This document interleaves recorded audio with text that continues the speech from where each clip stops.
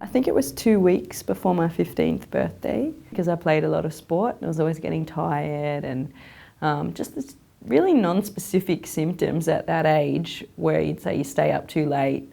Mum's like, you don't eat the right foods, you're always tired. And then one day after I had done a 100-metre race for school, I always loved athletics, I just felt like I was going to pass out. And my dad was particularly concerned about it, and we went to like a number of doctors. We went to a women's doctor in Melbourne, and they said it could be anything from glandular fever to depression, but she's like, you'd probably be a lot sicker if you had glandular fever. So turns out it was anemia, like that was what I presented with. It was why I was kind of always tired and lethargic. And then when I got the blood transfusion, I was bouncing off the walls and I felt so good.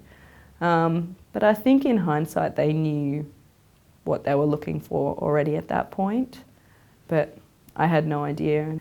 And then my oldest brother came in sort of leading the pack into the room, and I'd never seen him cry before. He just managed to kind of spit out the words like, you have cancer, and it doesn't hit you like, you know, perhaps in the movies it's a little bit different, but it wasn't.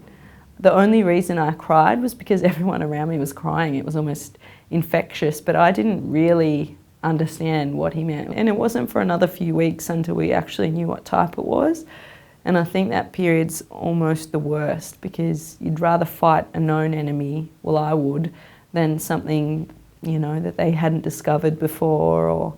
And it turns out it was just rare in children. I had acute myeloid leukemia, and it's more typical in adults, and you know, the specialist told us this is a serious diagnosis, and you know, this is going to be an intensive chemotherapy and bone marrow transplant. And I'm just sitting there like, well, what choice do I have? Like, this is something you have to do, and Mum and Dad are just losing their minds, and I remember just sitting there like, not crying, not really knowing what was going to happen.